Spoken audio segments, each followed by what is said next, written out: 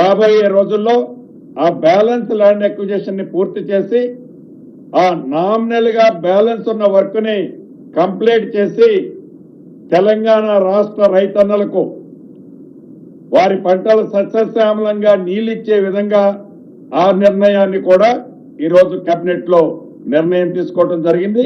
ఇప్పుడు గౌరవ పొన్నం ప్రభాకర్ గారు మాట్లాడతారు. తెలంగాణ ప్రదేశ్ కాంగ్రెస్ పక్షాన కామారెడ్డి బీసీ డిక్లరేషన్ లో తీసుకున్న నిర్ణయం ప్రకారంగా ప్రభుత్వం ఏర్పడ్డ తర్వాత ఫిబ్రవరి 4, 2024 నాడు కులగణన చేయాలని శాసనసభలో తీర్మానం చేసుకొని తీర్మానం నుంచి నిర్ణయం నుంచి నివేదిక వరకు మళ్ళీ 2025 ఫిబ్రవరి 4 నాటి వరకు చట్ట రూపంలో చట్టము 3, చట్టము 4 ద్వారా తెలంగాణ విద్యా ఉపాధి అవకాశాలతో పాటుగా స్థానిక సంస్థల్లో 42% ఇవ్వాలనే ఆలోచన ప్రకారంగా రాహుల్ గాంధీ గారి ఆలోచన మేరకు గౌరవ ముఖ్యమంత్రి గారు కేబినెట్ అంతా కూడా కలిసి నిర్ణయం తీసుకుంది. ఆ నిర్ణయాన్ని గౌరవ గవర్నర్ గారు ఆమోదించి గౌరవ రాష్ట్రపతి గారికి పంపినటువంటి అంశం మీ అందరికీ తెలుసు. ఇటీవల కోర్టు ఇచ్చిన తీర్పులో భాగంగా 1 రోజుల లోపల రిజర్వేషన్లు 90 రోజుల్లో ఎన్నికలు జరపాలనేటువంటి మాట ప్రకారంగా చారిత్రాత్మకంగా 19వ కేబినెట్ ప్రజాపాలన ప్రభుత్వంలో 19వ కేబినెట్ 42% బీసీలకు రిజర్వేషన్ ఇవ్వాలి స్థానిక సంస్థల్లోని నిర్ణయం చేసిన విషయాన్ని బలహీన వర్గాల శాఖ మంత్రిగా ఈ ప్రభుత్వంలో తెలంగాణ బలహీన వర్గాల ప్రజలందరూ కూడా నా శుభాకాంక్షలు ప్రభుత్వ పక్షాలు తెలియజేస్తా ఉన్నాం.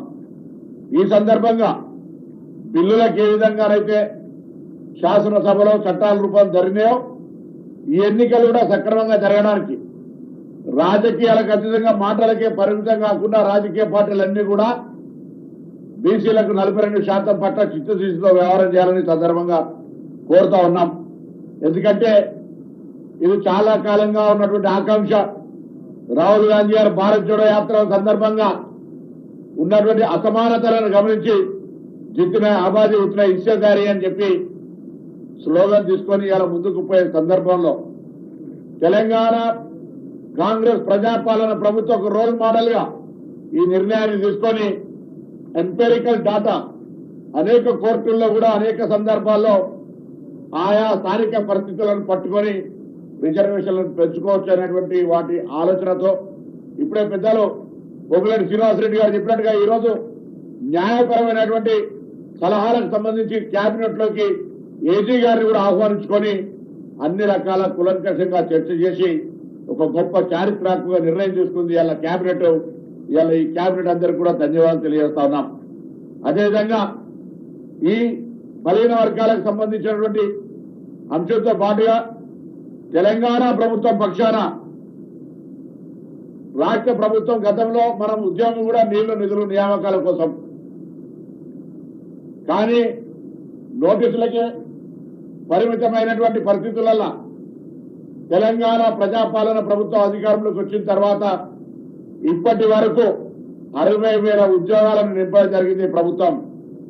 దాంతో పాటుగా కేటగిరీషన్ కు సంబంధించి ఇష్యూ ఉండడం వల్ల కొంత జాప్యమైనప్పటికీ కూడా దాదాపు 17,000 చిల్లర ఉద్యోగాలకు సంబంధించినటువంటి నోటిఫికేషన్లకు జాబ్ క్యాలెండర్ సిద్ధంగా ఉంది.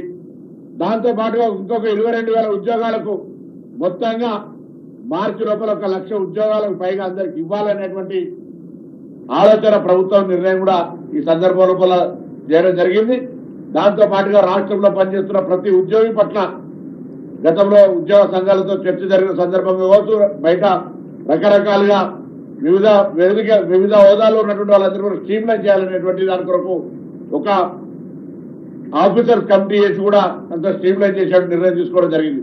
ఇందులో ముఖ్యంగా ఈ రోజు బలహీన వర్గాలకు సంబంధించినటువంటి ఒక చారిత్రాత్మక నిర్ణయం 42% ఇవ్వాలనేటువంటి మాటకు కాంగ్రెస్ ప్రభుత్వం కట్టుబాటు ఉంది.